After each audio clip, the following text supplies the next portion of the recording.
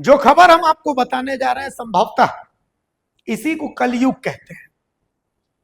कलयुग के बारे में यह कहा गया था कि जब कलयुग आएगा तो बेटे को बाप से प्यार नहीं होगा, बाप को बेटे से प्यार नहीं होगा, माँ को बेटे से प्यार नहीं होगा, बेटे को माँ से प्यार नहीं होगा, पति को पत्नी से प्यार नहीं होगा, पत्नी को पति से प्यार नहीं होगा। आप जब इस खबर को देख रहे हैं तो या तो आप एक पिता होंगे, अगर नहीं होंगे तो कम से कम एक बेटे तो आप जरूर होंगे। और आपको ये बात जरूर एहसास होगी कि आपके जीवन में आपके पिता की अहमियत क्या है। पिता की परछाई वो परछाई होती है जहां हम सबसे सुकून की नींद लेते हैं। हमें पता होता है कि पिता है तो सब कुछ है, ऑल इज वेल। आप जब पिता हैं तो आपको पता होगा कि आप अपने बच्चे के लिए कोई भी कष्ट झेल सकते हैं उसकी एक मुस्कुराहट के लिए। ऐसा ही कुछ अपने पिता के लिए मैकलुस्कीगंज के 2 बच्चे भी सोचते थे। एक 4 साल का था, एक 5 साल का था। लेकिन सोचिए आखिर किस हद तक क्रूर होगा वो बाप जो अपने 4 साल और 5 साल के सोए हुए बच्चों को सिलवट्टे से कूच करके उनकी जान ले लेता है। उनको होश भी नहीं आया, उनकी नींद भी नहीं खुली होगी और उनको पता चला होगा कि अब तो वो अपने शरीर को छोड़ चुके हैं। क्या मजबूरी रही होगी उस बाप की। और जब हम आपको वो मजबूरी बताएंगे तो आप अपना सर ठोक लेंगे कि क्या ऐसी बात के लिए कोई किसी की जान ले सकता है। ये कहानी है मैकलुस्कीगंज के रवि लोहरा की। रवि की पत्नी मैकलुस्कीगंज की रहने वाली है और रवि अपनी पत्नी को मायके से ससुराल ले जाना चाहता था। 1 दिन हो गए, 2 दिन हो गए, 3 दिन हो गए, 4 दिन हो गए, हर रोज घर में कलह हो रहा था। रवि मैकलुस्कीगंज में अब रहना नहीं चाहता था। वट सावित्री का दिन था। आसपास के सभी जगहों पर पति के लंबी उम्र की कामना के साथ महिलाएं व्रत पर थी। बरगद के चारों तरफ बाकायदा रस्सियां बांधी जा रही थी कि सबके जो पति हैं यमराज से दूर रहे।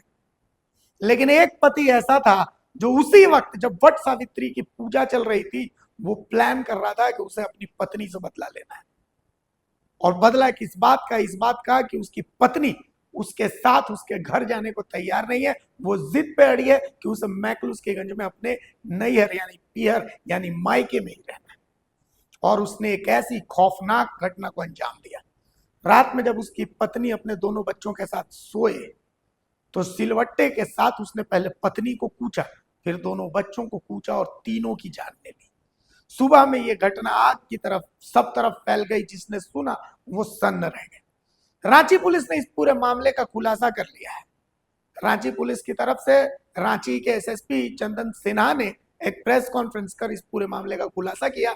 आप भी सुनिए इस हैरत अंगेज, डरा देने वाले, इंसानियत से विश्वास उठा देने वाले खौफनाक घटनाक्रम का पूरा खुलासा। रात्रि 1 बजे सूचना मिली कि एक व्यक्ति ने अपने पत्नी और 2 बच्चे को निर्ममता से पत्थर या लोढ़ा से कूच करके मार दिया है। जब घटनास्थल पर पुलिस पहुंची तो घटना सत्य पाई गई। तीनों का शव बरामद किया गया। उसके बाद उसके पति के लिए छापेमारी की गई। लगातार छापेमारी और इंटेलिजेंस कलेक्शन द्वारा इसे पकड़ा गया वहां पर जंगल से। लेकिन इस व्यक्ति ने पकड़े जाने पर अपने अपराध को स्वीकार किया और कहा कि ये गढ़वा में जो नगर जगह है वहां पर राजमिस्त्री का काम करता था और इसका कहना था कि 10 से 15,000 रुपये महीना ये कमाता था।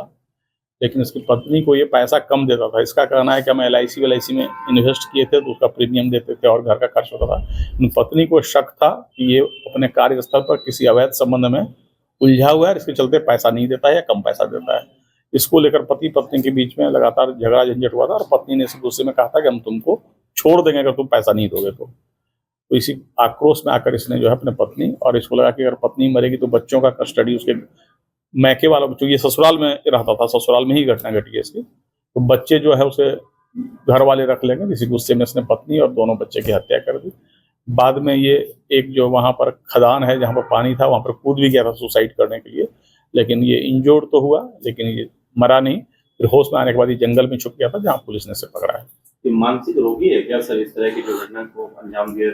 मानसिक रूप से थोड़ा डिस्टर्ब कर सकते हैं, वैसे पागल नहीं है ये बिल्कुल होशो हवास में है, सारी बात बता रहा है। आक्रोश इसने किया और जिस तरह की घटना किया है तो मेंटली डिस्टर्ब तो कहा ही जा सकता है। रहने वाला खिलाड़ी का खिलाड़ी का रहने वाला है। ससुराल जो है धमदमिया 2 टोला में था। बच्चे की एज ग्रुप है? बच्चे 4 साल 5 साल। अगर खबर पसंद आए तो आप QR स्कैन कर दें हमारा साथ। आपका एक छोटा आर्थिक सहयोग है हमारा बड़ा हौसला। द भारत मित्र, बुलंद भारत की बुलंद तस्वीर।